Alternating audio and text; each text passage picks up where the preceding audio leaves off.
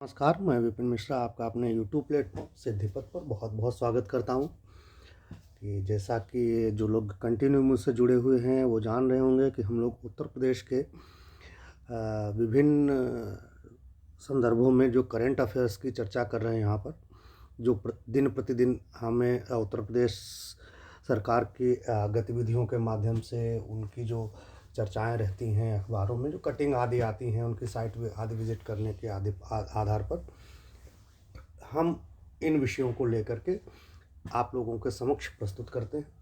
और चूँकि मेरा उद्देश्य रहता है कि मुख्य परीक्षा और प्रारंभिक परीक्षा के लिए जो डाटा है वो ज़्यादा से ज़्यादा आप लोगों को उपलब्ध हो, और साथ ही साथ वो डाटा हो जिससे परीक्षाओं में प्रश्न पूछे जाते हैं। जैसा कि जो लोग पुराने छात्र हैं वो सभी जानते हैं कि हम लोग यहाँ से भी पढ़ते हैं, वहाँ से भी पढ़ते हैं, लेकिन जितने भी प्रश्न आते हैं, चाहे प्रारंभिक परीक्षा हो चाहे मुख्य परीक्षा हो, वो प्रत्यक्ष और अप्रत्यक्ष रूप से आपके गवर्नमेंट साइट्स से ही जुड़े रहते हैं, या उन्हीं से गवर्नमेंट जो ऑथेंटिक बुक्स आदि हैं उनके बेस पे ही प्रश्न बनाए जाते हैं।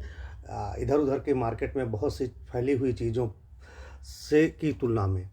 तो इस वजह से मेरा प्रयास यही रहता है, मैं गवर्नमेंट साइट से, चाहे वो गवर्नमेंट ऑफ इंडिया की जब मैं बात करता हूँ तो PIB वगैरह की साइट से, या उत्तर प्रदेश में जो है विभिन्न राज्य सरकार की साइट से उठा करके मैं आपके लिए कंटेंट अवेलेबल कराता हूँ और उसको पढ़ाता हूँ।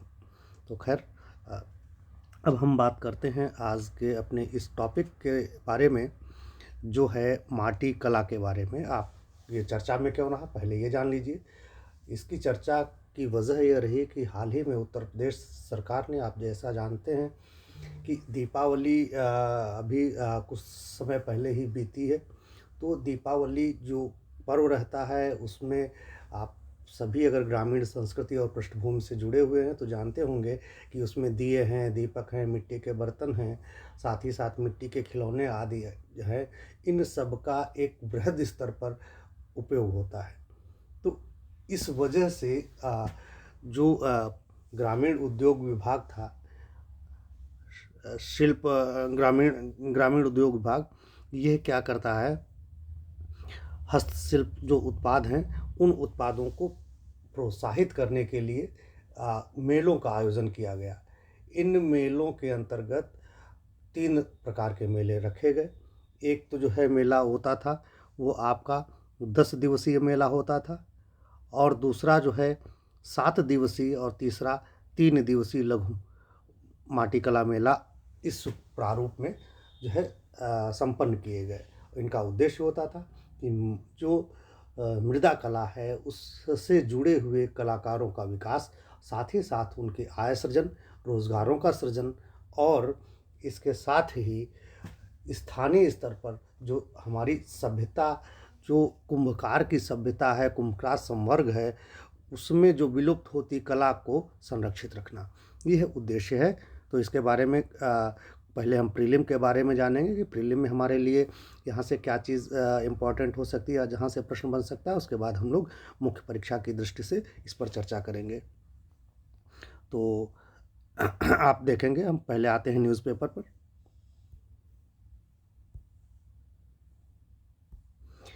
न्यूज़पेपर में हम देख रहे हैं कि इन्होंने कहा है कि वित्तीय वर्ष 2025-26 में माटी कला मेलों के प्रदर्शन में जो हस्तशिल्प उत्पादों का विपणन में उल्लेखनीय उछाल दर्ज की गई।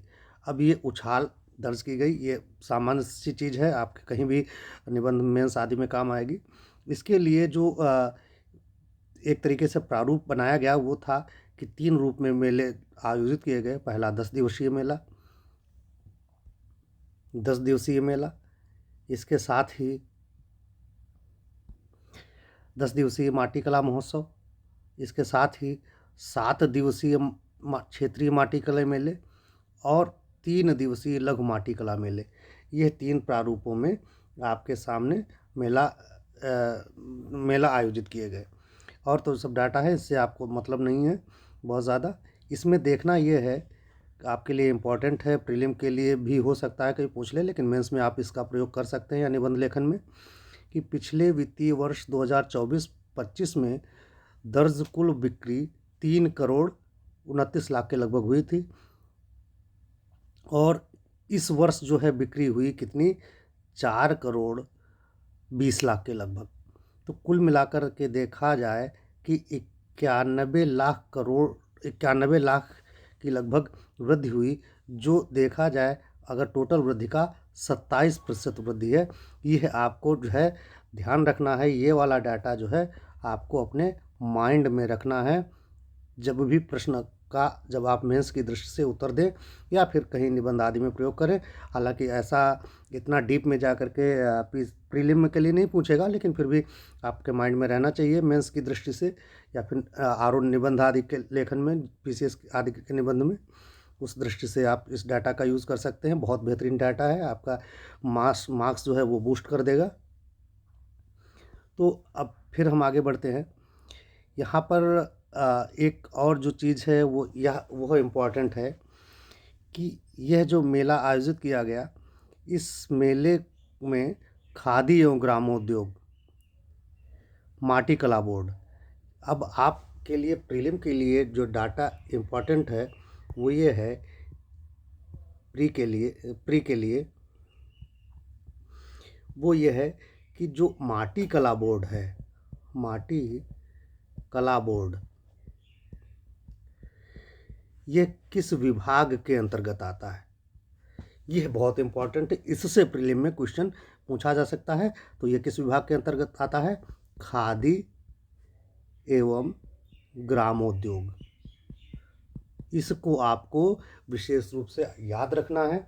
यहाँ से हमारे प्रीलिम के लिए यह डाटा मिल गया, और ऐसे प्रश्न पूछे जाते हैं पीसीएस में, आप विशेष रूप से ध्यान रखिएगा, ठीक है। तो ये हमारे प्रीलिम के लिए डाटा था, और सामान्य डाटा है, उसकी आपको आवश्यकता नहीं है उस पे मेहनत करने की। अब हम आगे बढ़ते हैं, इसी क्रम में देखते हैं जो अभी हमने चर्चा की ऊपर, कि जो ये मेला आयोजित किया गया, इस मेले में 2025-26 में कारीगरों और हस्तशिल्प के विपणन में उल्लेखनीय उछाल आई है। इसमें जो है प्रारूप जो है इसका 3 दिवसीय प्रारूप था। प्रारूप क्या था, 3 प्रकार के था। एक तो जो है पहला था 10 दिवसीय, फिर 7 दिवसीय और 3 दिवसीय, ये प्रारूप था। इसका आप चाहे मेंस में उल्लेख कर सकते हैं। और बिक्री हुई, अगर आप ओवरऑल इसको जो है लिखना है तो 4 करोड़ 20 लाख के लगभग लिख सकते हैं। और जो 27% वृद्धि हुई वो मैंने आपको ऊपर चर्चा की। तो ये तो आपने जो है न्यूज़ या चर्चा में क्यों रहा इसके बारे में जान लिया। अब हम बात करते हैं मुख्य परीक्षा की दृष्टि से कुछ इम्पोर्टेंट डायमेंशंस की, जो कि मेरा पढ़ाने की जो शैली है, स्टाइल है, मैंने पहले भी बताया था कि मैं करंट के इशूज़ लूँगा और उनको स्टैटिक सेक्शन से जोड़ते हुए आपको पढ़ाऊंगा, जैसे आपका स्टैटिक सेक्शन भी स्ट्रांग हो जाए, प्लस अगर करंट से भी क्वेश्चन आते हैं तो करंट से भी करने में आप सक्षम हो। तो पहले जानते हैं माटी कला क्या है। कि मिट्टी की, जो अभी मैंने बताया था कि दीपावली आदि ऐसे बहुत से हिंदू संस्कृति से जुड़े पर्व हैं जहाँ पर मिट्टी के बर्तनों आदि का प्रयोग होता है। तो इसकी दृष्टि से, और वही नहीं, आजकल कुल्हड़ की चाय तो हर जगह लोग पीना चाह रहे हैं। एक अभी नहीं, 2014 में जब बीजेपी की सरकार बनी थी तो चाय वाला प्रधानमंत्री जैसे स्लोगन चलने लगे थे, तो उस समय कुल्हड़ की चाय का एक नया दौर शुरू हुआ। उससे पहले लोग जो है यही जो गिलासेस हैं, ये प्लास्टिक वाले या फिर थर्मोकोल वाले, ये सब इन गिलासेस में चाय पीते थे।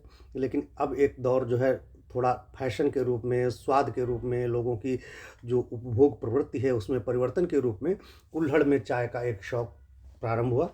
तो हालांकि 2-4 रुपए महंगे देता है, लेकिन इससे जो है कितने लोगों को रोज़गार मिलता है, सबसे बड़ी चीज़ ये है। तो ये है माटी कला के रूप में जो है ऐसे जो है उत्पाद या ऐसी जो है शैलियाँ आती हैं। आप यहाँ पर एक चित्र के माध्यम से भी समझने की कोशिश करेंगे कि न केवल हम कुंभकार की ही बात करेंगे, बहुत से मृदा कारीगर होते हैं, मृदा शिल्पकार मृदा जो है मृदा खिलौना आदि निर्माता होते हैं। वो बहुत से खिलौने मिट्टियों के बनाते हैं, जो आप देखेंगे मेलों आदि में मिलते रहते हैं। तो इस चित्र के माध्यम से आप उसको समझने की कोशिश करिए कि ऐसे खिलौने जो है आपको मिलते हैं। अब हम प्रश्न पर आते हैं जो हमने आपके लिए बनाया है मुख्य परीक्षा की दृष्टि से। वो प्रश्न है आपका कि उत्तर प्रदेश माटी कला योजना का एक परिचय देते हुए उनके सामाजिक आर्थिक प्रभाव और इसके लिए सरकारी प्रयासों की समीक्षा कीजिए। यह आपका प्रश्न है। अब पहले हम इंट्रो में बताएंगे कि आखिर माटी कला योजना क्या है, इसके बारे में बताएंगे। तो यहाँ देखेंगे कि इंट्रो में हम लिखेंगे कि उत्तर प्रदेश माटी कला योजना जो राज्य सरकार द्वारा लाई गई है, 2018-19 में प्रारंभ की गई थी और इसका उद्देश्य है कुंभकार, मृदा शिल्पी और माटी कलाकारों को आर्थिक दृष्टि से, तकनीकी दृष्टि से और विपणन के स्तर पर सहायता प्रदान करना। इस योजना के बारे में क्या होगा, इस योजना के अंतर्गत क्या होता है? योजना के अंतर्गत अभी बताया था मैंने आपको, दिए हैं, कुल्हड़ हैं, मूर्तियां हैं, टाइल्स हैं, सजावटी वस्तुएं आदि को आधुनिक रूप देकर बाजार में प्रतिस्पर्धी बनाया जाता है, जिससे लोगों की रुचि परंपरागत रूप में रुचि नहीं होती है और अगर उसको आधुनिक रूप दे दिया जाता है तो लोगों की रुचि उसमें बढ़ती है। यह मूल उद्देश्य है या इस योजना के अंतर्गत हम इसको समझ सकते हैं। अब योजना की प्रमुख विशेषताओं के बारे में भी हम जान लेंगे। इसकी प्रमुख विशेषताएं क्या हैं? योजना की विशेषताओं के रूप में जब हम चर्चा करेंगे तो देखेंगे कि एक तो इसमें पारंपरिक जो कुम्हार समुदाय है को इलेक्ट्रिक चाक जो है प्रदान किए जाएंगे।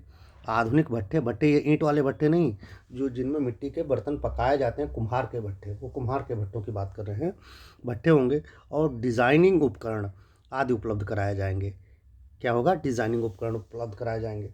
इसी के साथ चूँकि परंपरागत हमारे जो कुम्भकार संवर्ग है वो परंपरागत रूप में जो है मिट्टी के उत्पाद बनाता था, लेकिन उनको प्रशिक्षित कर करके आधुनिक और बाजार अनुकूल उत्पाद कैसे उनको और बाजार प्रतिस्पर्धी बनाया जाए, उत्पादों को कैसे और उनको जो है आकर्षक बनाया जाए, यह प्रशिक्षण इस योजना के अंतर्गत तकनीकी कौशल के रूप में विकसित किया जाएगा या उनको उपलब्ध कराया जाएगा।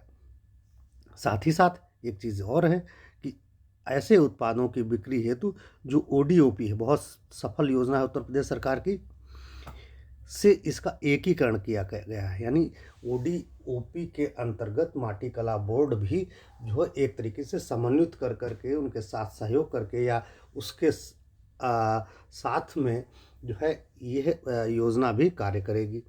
और इसके द्वारा लिए क्या किया गया है? राज्य माटी कला बोर्ड की स्थापना की गई है और यह इसका क्रियान्वयन एजेंसी भी है और निगरानी भी राज्य माटी कला बोर्ड के द्वारा किया जाएगा। अब इसमें साथ ही साथ एक चीज़ और ध्यान रखिए कि यह इस योजना के अंतर्गत वित्तीय सहायता प्रदान की जाती है और ऋण सुविधा दोनों प्रदान की जाती हैं बैंकों और स्वयं सहायता समूहों के माध्यम से। जो सेल्फ हेल्प ग्रुप्स हैं उनसे भी इनको अटैच किया गया है। देखिए, चूँकि मेंस का जो राइटिंग होती है वो आप जितना ज़्यादा चीज़ों को रिलेट कर देंगे उतने बेहतरीन आंसर बनेंगे। आप इसको जो है ODOP से भी कोरिलेट करिए, आप इसको विश्वकर्मा योजना से भी कोरिलेट करिए, आप इसको जो है सेल्फ हेल्प ग्रुप से कोरिलेट करिए। इस तरीके से आप जब लिखेंगे तो बेहतरीन आंसर आपका तैयार हो जाएगा। तो ये तो हमने अभी तक पढ़ा योजना के बारे में। अब हम यहाँ पर पढ़ेंगे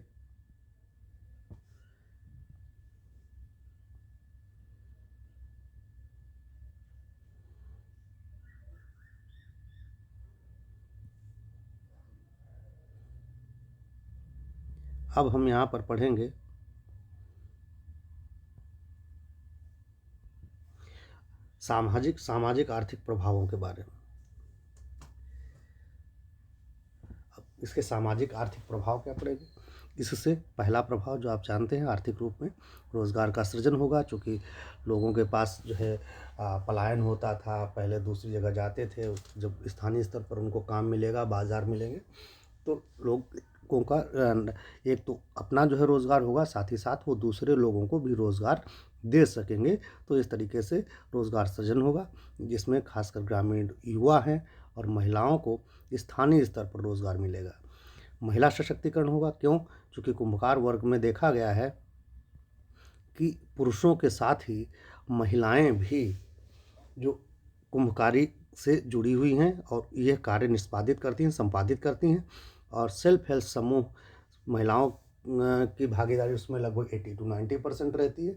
तो इससे महिलाएं उससे जुड़ेंगी और महिलाओं का आर्थिक सशक्तिकरण और स्वावलंबन सुनिश्चित होगा।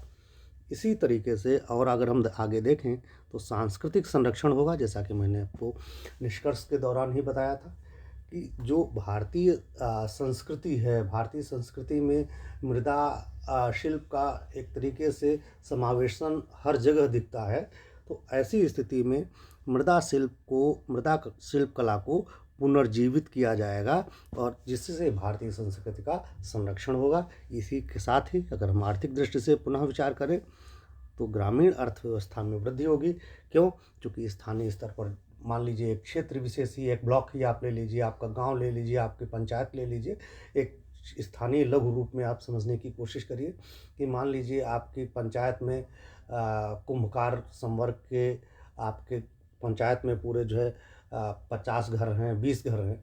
तो अगर उनको इस कला के माध्यम से संरक्षित किया जाएगा, उनको जो है सुविधाएं प्रदान की जाएंगी, तो वो लोग क्या होगी, उनकी आय बढ़ेगी, वो 50 घर जो है वो आगे बढ़ेंगे।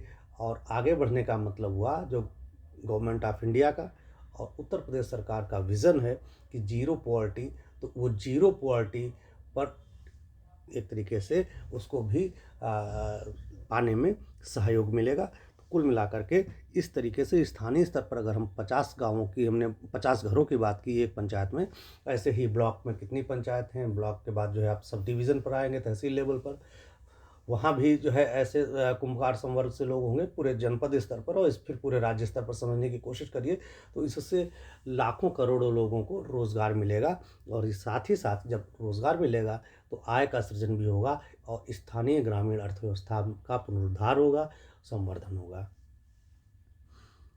इसी के साथ ही इसका पर्यावरणीय लाभ भी होगा। जैसा कि मैंने बताया था कि अभी तक जो हम लोग कप यूज़ करते थे कुल्हड़ चाय के लिए, तो उनकी जगह पर अगर हम कुल्हड़ का प्रयोग करेंगे तो चूँकि ये बायोडिग्रेडेबल होते हैं, मिट्टी में मिल जाते हैं और प्लास्टिक उत्पाद जो होते हैं वो मिट्टी में नहीं मिलते हैं, तो इस वजह से वो नुकसानदेह रहते हैं और एक तरीके से जो सतत विकास की हमारी अवधारणा है उसके प्रतिकूल होते हैं। जबकि यह उत्पाद पर्यावरण के अनुकूल और सतत विकास की अवधारणा का संवर्धन करेंगे। तो यह हमारी खासकर इसकी जो प्लास्टिक पर निर्भरता है उसको कम कर देगा। इसके लिए कुछ प्रयास भी किए जा रहे हैं गवर्नमेंट के द्वारा। तो गवर्नमेंट के द्वारा क्या प्रयास किए जा रहे हैं राज्य सरकार के स्तर पर? एक तो इन्होंने कुंभकार, ये आप लोग अपने नोट में शामिल कर लीजिएगा, वैसे मैं PDF भी आप लोगों को अवेलेबल करा दूंगा। एक तो कुंभकार सशक्तिकरण कार्यक्रम और लाया गया। इसी के साथ ही माटी कला प्रशिक्षण शिविर 2 का आयोजन किया जाता है। 2 चीज़ें आप याद रखिएगा। पहली चीज़ कि एक प्रोग्राम आया, दूसरा शिविर, प्रोग्राम और शिविर, ये 2 कार्यक्रम किए गए। इसी के साथ ही तीसरे कार्यक्रम के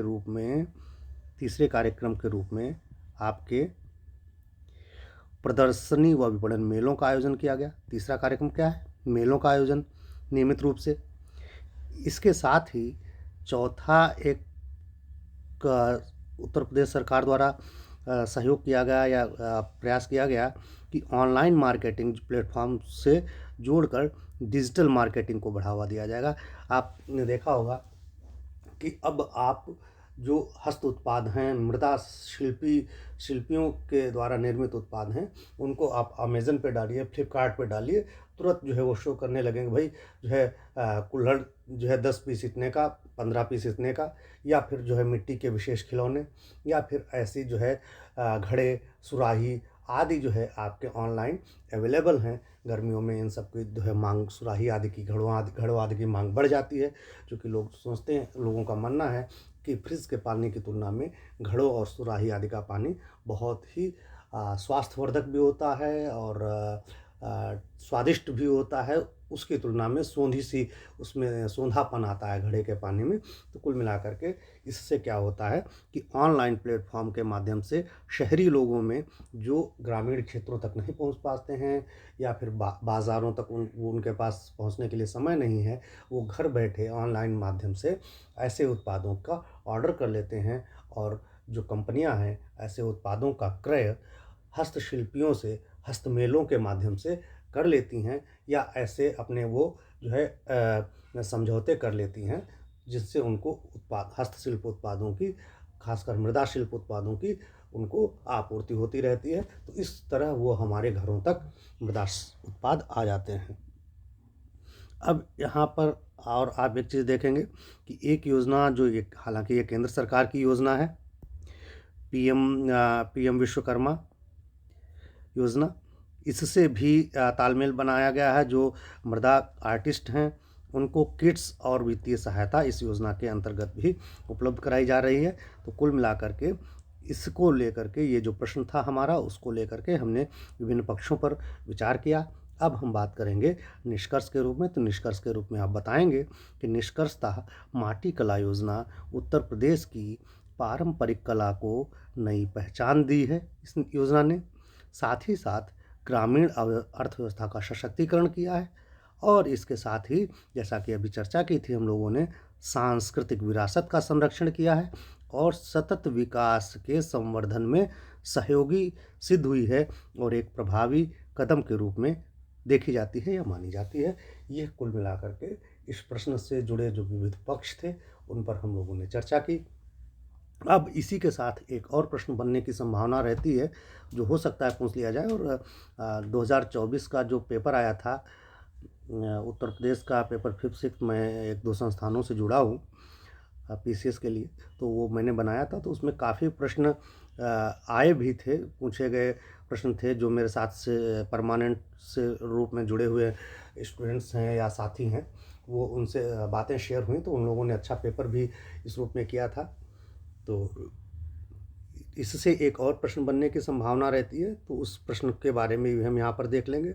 वो प्रश्न बनता है कि उत्तर प्रदेश माटी कला बोर्ड, प्रश्न क्या बन सकता है कि उत्तर प्रदेश माटी कला बोर्ड, इसके बारे में आप बताइए।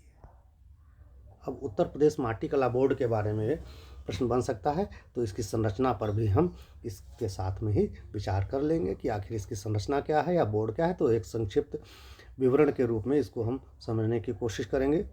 तो पहले हम देखेंगे कि इसकी स्थापना कब हुई। तो इसकी स्थापना 2018 में हुई। उत्तर प्रदेश माटी कला बोर्ड की स्थापना, और इसका उद्देश्य था माटी कला उद्योग के संवर्धन और प्रोत्साहन के लिए। इसके अंतर्गत क्या होता है, वही पारंपरिक माटी शिल्प को पुनर्जीवित करना, कुंभकारों को माटी के रूप में आर्थिक रूप से सशक्त करना, बाजार उत्पादक उपलब्धता बढ़ाना आधुनिक तकनीकी के प्रयोग से।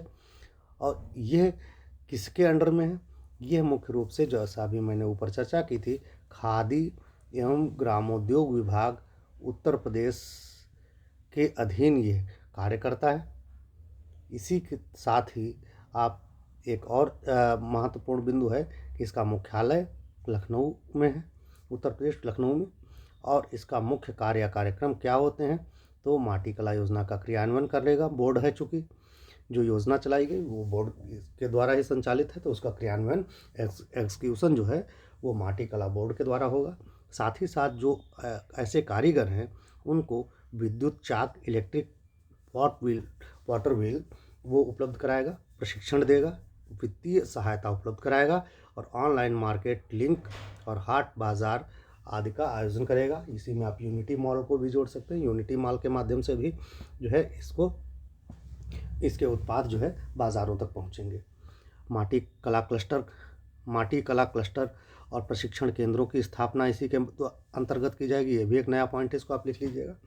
और इसका जो लाभार्थी वर्ग है, जो मुख्य रूप से लाभ ले रहा है, जिसको लाभ मिलेगा, वो है यहाँ पर कौन है, कुंभकार समुदाय, माटी कलाकार और महिला स्वयं सहायता समूह। 3 वर्ग विशेष रूप से ये जुड़े हैं। आपके ये मेंस में प्रीलिम में भी पूछा जा सकता है। क्योंकि ऐसे प्रश्न जो है आजकल आपने 2024 का प्रीलिम दिया होगा, 25 का तो प्रीलिम अपेक्षाकृत आसान था 24 की तुलना में। तो उसमें स्टेटमेंट वाइज जब क्वेश्चन पूछे जाते हैं कि भाई साहब ये बताइए कि पहला स्टेटमेंट सही है। जैसे पूछ लिया कि माटी कला का लाभार्थी वर्ग है केवल कुम्हार समुदाय, ग्रामीण माटी कलाकार, महिला स्वयं सहायता समूह। तो अब इसमें से 1 2 2 3 1 3 1 2 3 सभी सही है। तो जब तक आपके पास ऐसी जानकारियां नहीं होंगी तब तक आप जो है ऐसे प्रश्नों के उत्तर नहीं दे सकेंगे। इसीलिए मेरा कहना है अपने हर विद्यार्थी से कि आप लोग यही कोशिश करिए कि हमारी मुख्य परीक्षा पहले तैयार हो जाए, प्रीलिम साथ साथ में होती रहेगी। प्रीलिम के लिए आप समय निकाल करके मत बैठिए कि 4 महीने पहले प्रीलिम पढ़ लूँगा, बाद में मेंस पढ़ूँगा। तो मेंस तैयार करते रहिए, प्रीलिम साथ में तैयार होता रहता है। और जब परीक्षा प्रीलिम की आए उससे 3 महीने पहले आप लग जाइए प्रीलिम पर। ये आपकी पढ़ाई की स्ट्रेटजी होनी चाहिए। और इसके साथ ही एक और चर्चा यहाँ पर है एक पॉइंट, वो है कि महत्वपूर्ण योजना जो है ये क्या है, इसके लिए माटी कला योजना चलाई जा रही है और इसमें कारीगरों को सब्सिडी दी जा रही है। वही आधुनिक चाक दिया जा रहा है, भट्ठा और उपकरण आदि उपलब्ध कराए जाते हैं।